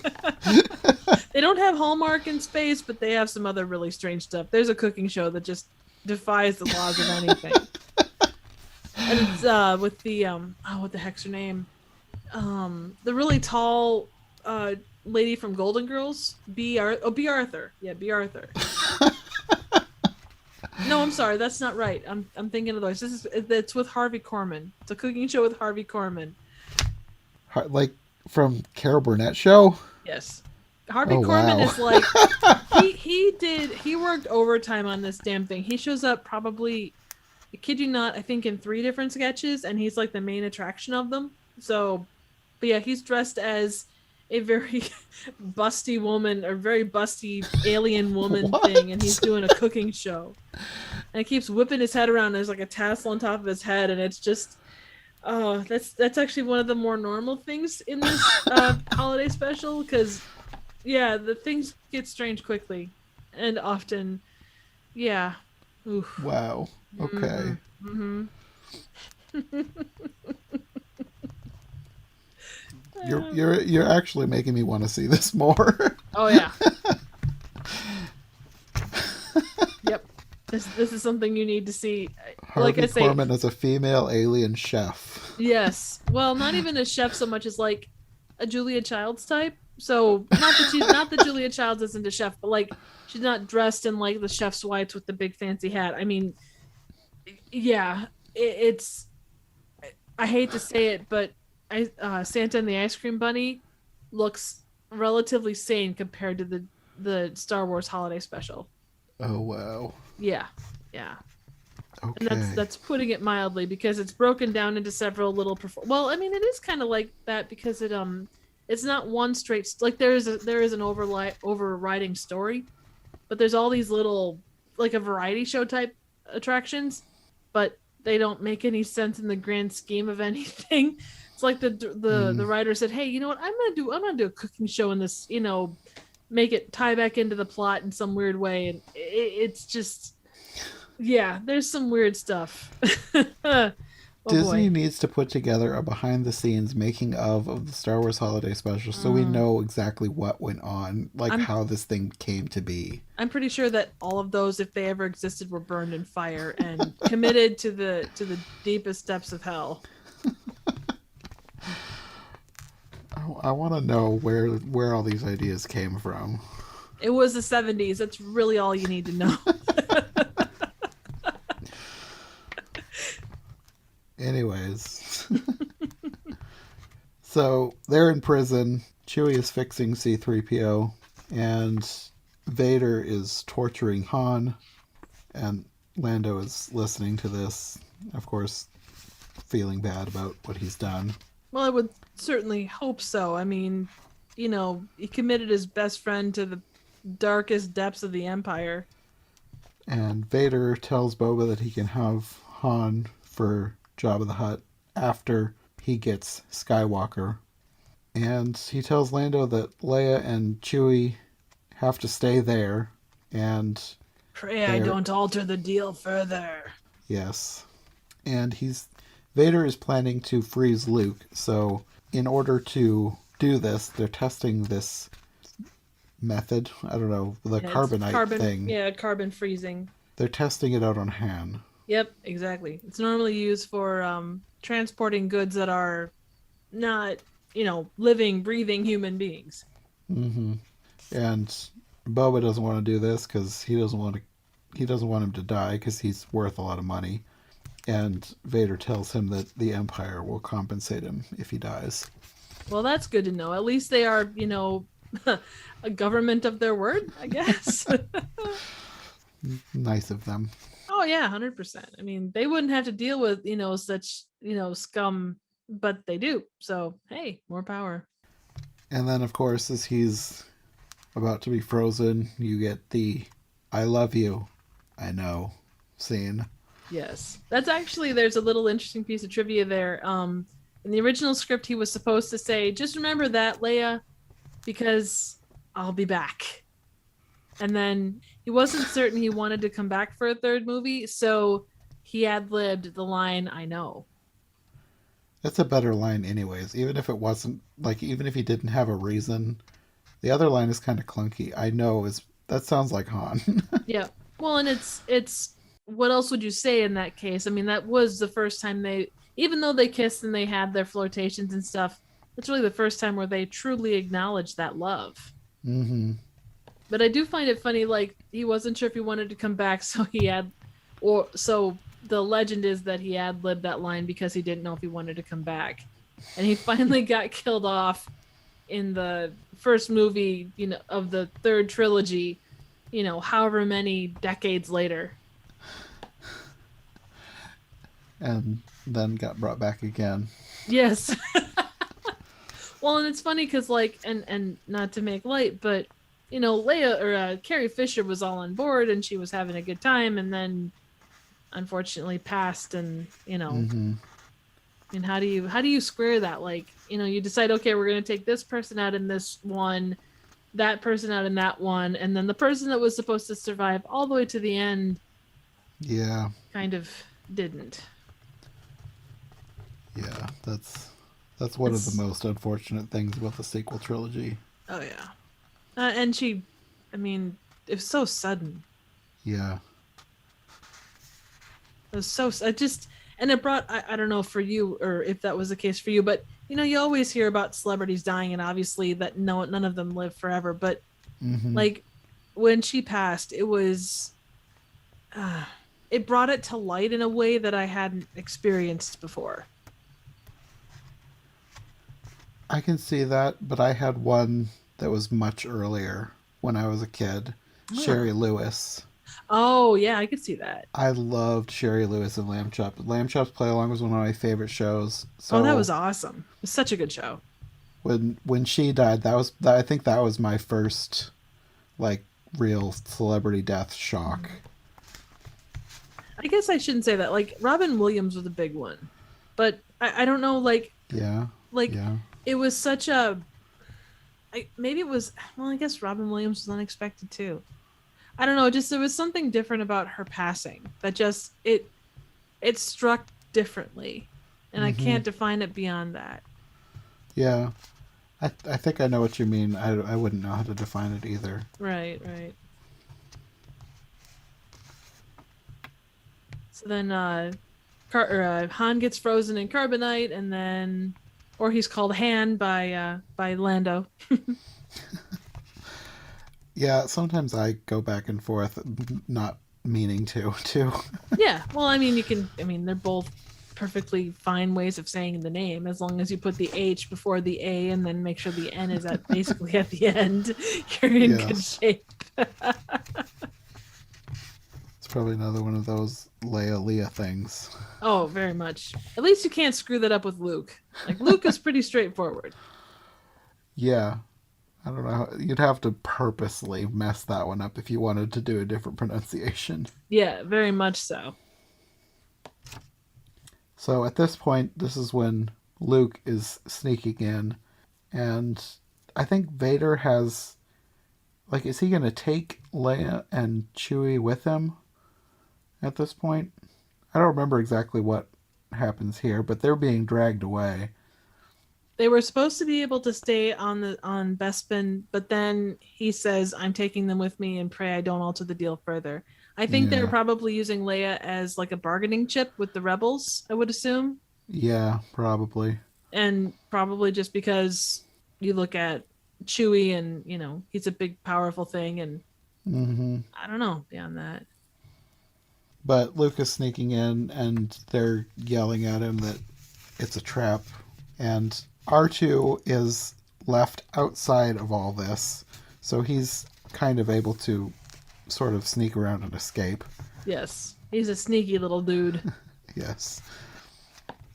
But this is where Lando calls Lobot, and then all his guards come in and surround the Empire's goons and set them free. And I love this part, Lando takes all of the guns from like the stormtrooper from the bad guys, and he hands like half of them to Leia. He's like, "Here, hold this. Here's all the guns." So yeah, mean what I say. I'm sorry. And then like he takes the cuffs off of Chewie, and Chewie automatically strangles him, and he's like, "Just trying to help." It's so great. Yeah. So Han is being loaded onto the ship, the Slave One, and Lando says that there's still a chance to save him, but that's the last we see of him for now. Yep. And I gotta say, and this is so random, but when Lando and all of them are trying to escape, and Leia runs by and she's wearing like normal 80s heels. I don't know why, but that always struck me as so funny. Like you're in this futuristic place, in a galaxy far, far away, and yet she's wearing heels while running. I don't think I ever noticed that. I'll have to look closer next time I watch it. Well, and when the first time I saw it so that was one of the changes. While they're running through the corridors of Cloud City, all the places where you see like the sunset and stuff. And originally those were just white walls. Mm-hmm. That was one of the upgrades. Yep, exactly.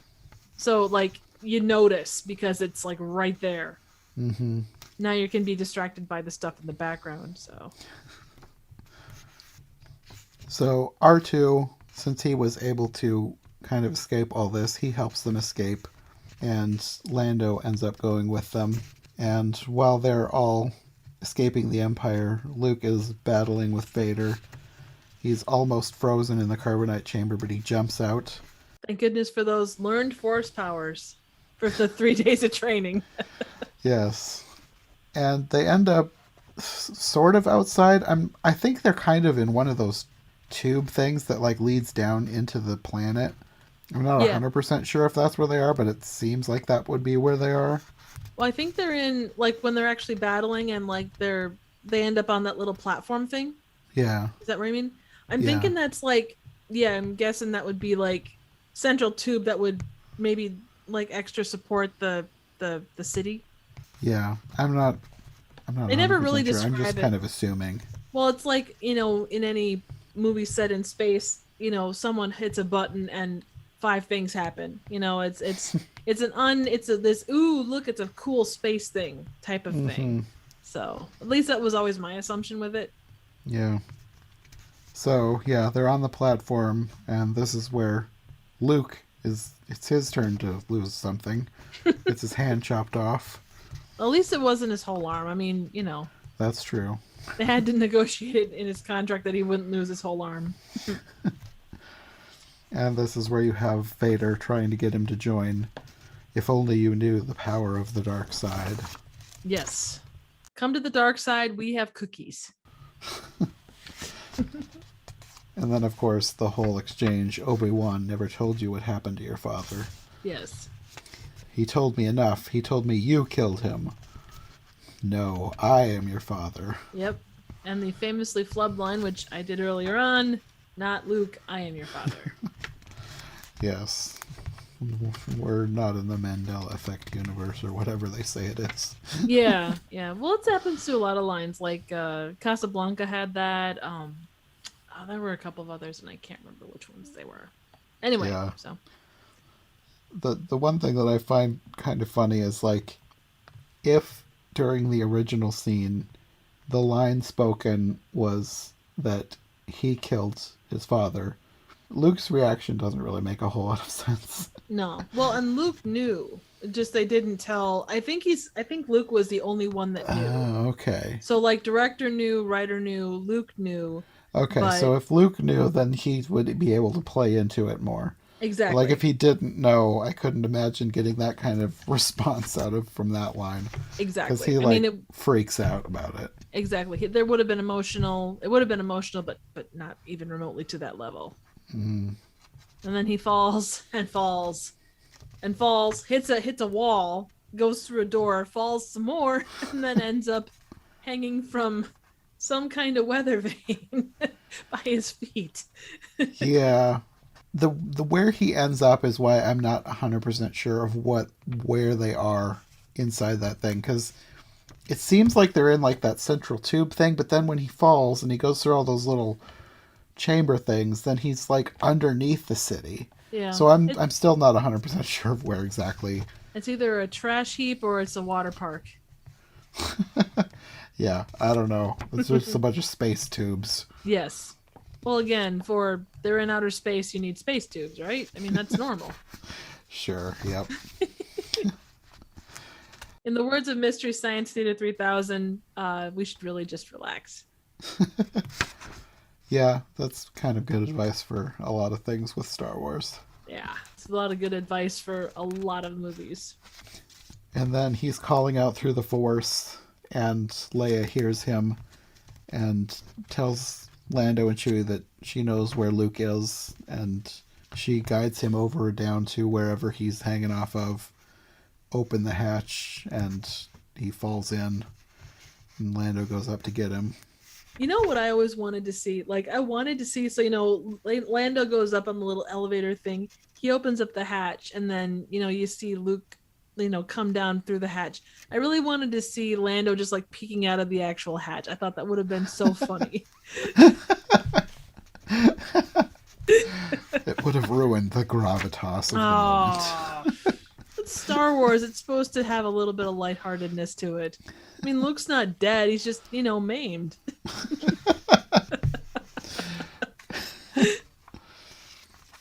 So they're all back in the Millennium Falcon. They still don't have a hyperdrive. They're getting attacked.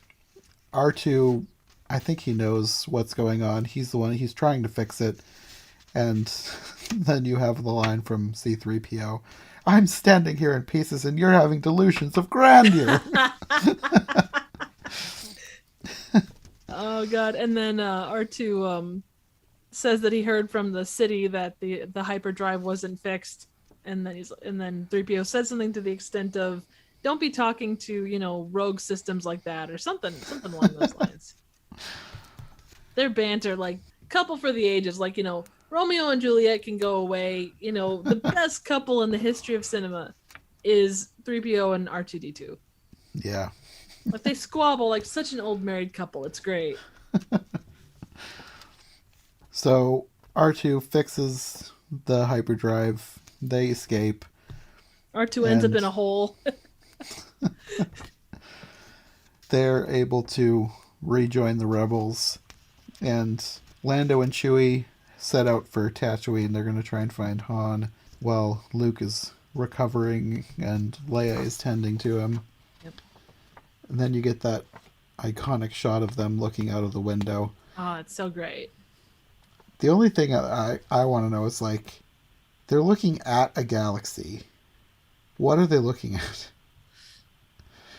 Because, like, galaxy that of far, far away, or a long time ago in far, far away. But, like, did they leave the galaxy so that they're able to see it?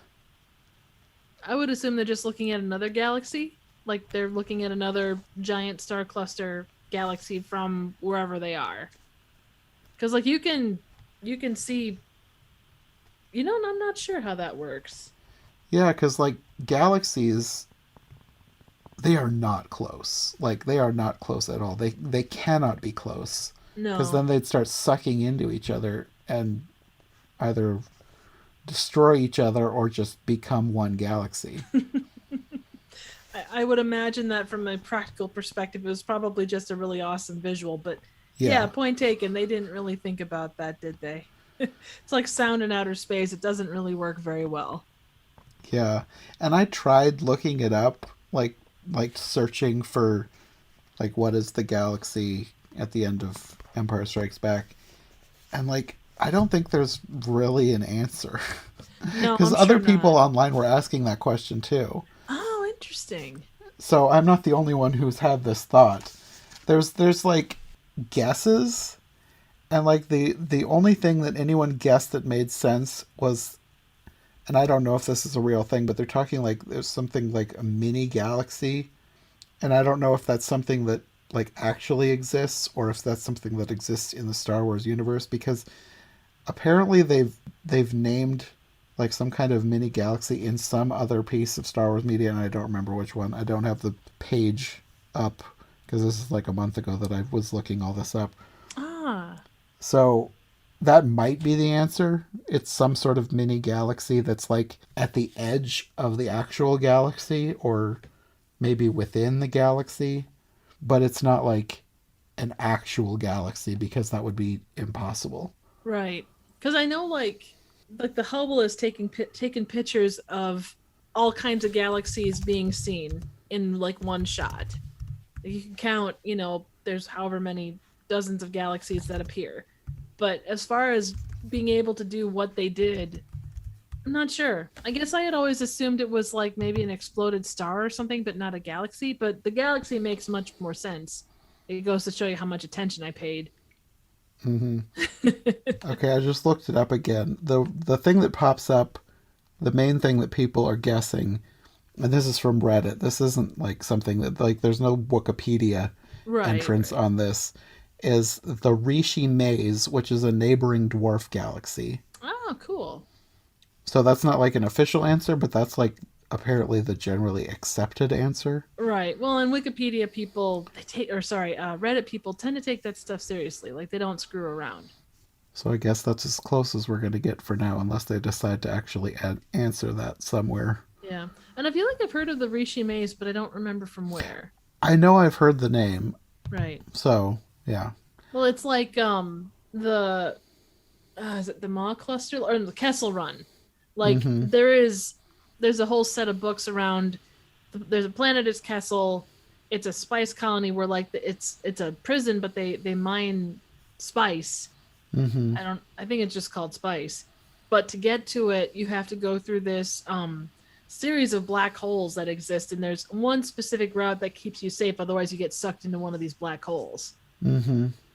So obviously we need a movie like Solo, but something that just explores whatever the Rishi Maze Yeah, is. exactly. So we get an answer like we got for the Kessel Run. Yes, agreed. That should totally be a thing. Yeah. Are you up for it? I mean, if they made it, I'd totally watch it. Oh, nice. Yeah, I would too. So, Okay, well, that's Empire Strikes Back. yes, quite a thing. Do you want a couple more interesting little trivia things? Sure. All right. So principal photography lasted over 180 days, which is the longest of any Star Wars movie.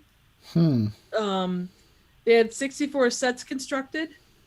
Carrie Fisher is only 5'1", and Harrison Ford is 6 foot. So for most of the shots where she had to do her scenes with Harrison Ford, she had to stand on a box.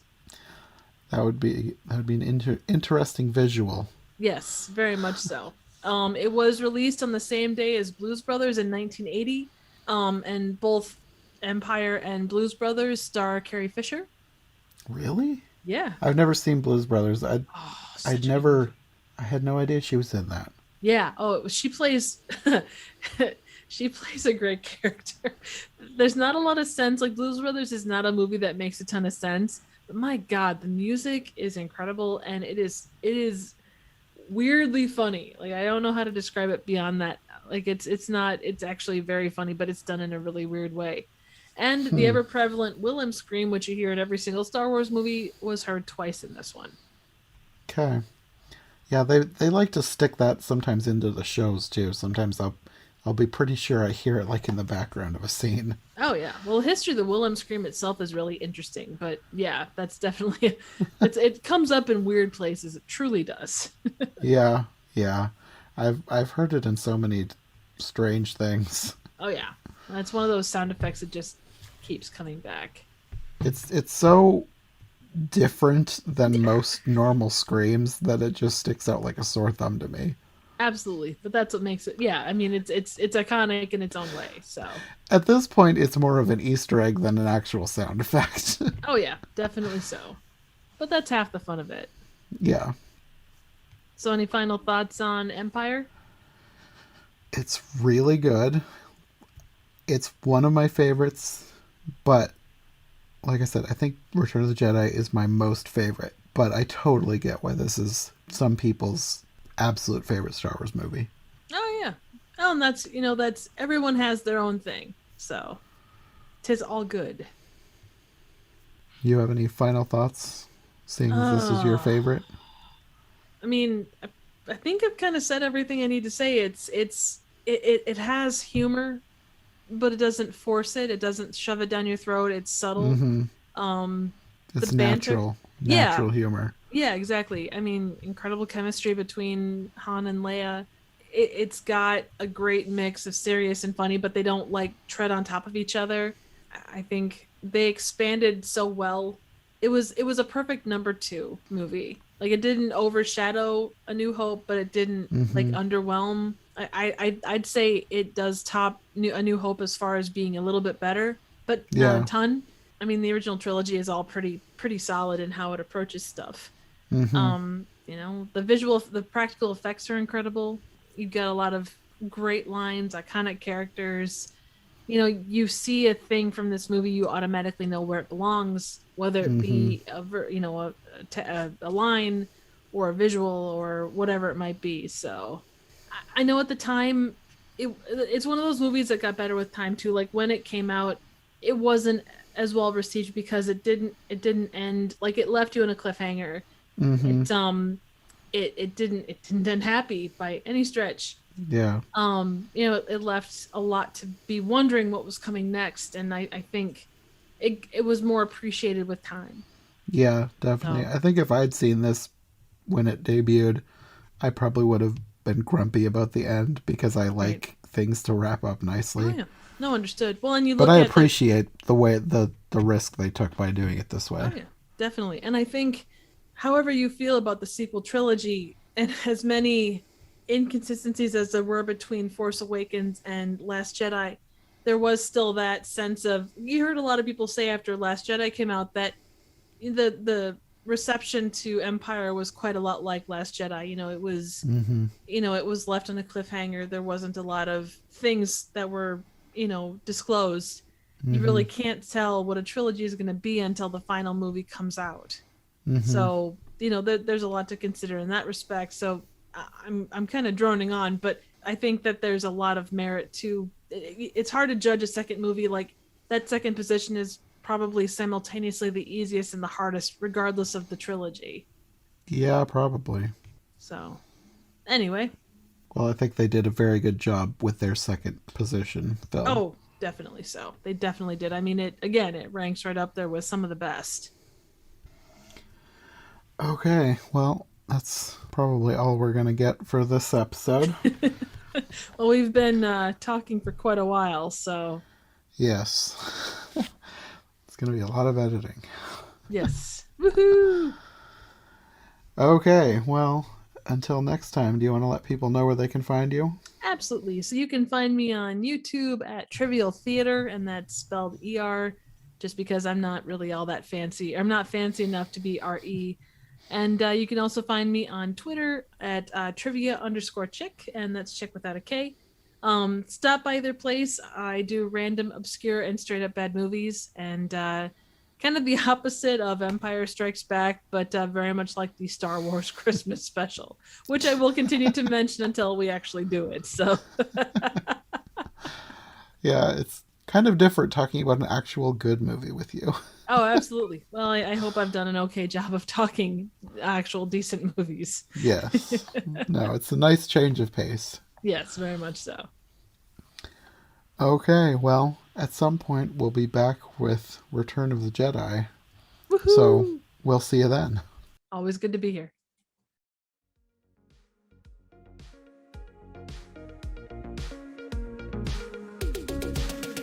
Thanks for listening to this episode of I Heart Movies. If you like what you've heard, don't forget to subscribe on whatever platform you prefer, and of course make sure to follow my co-hosts as well. Any relevant links will be in the description for easy access, and we'll see you soon for another brand new episode of the show. Thanks for listening, and we'll see you next time.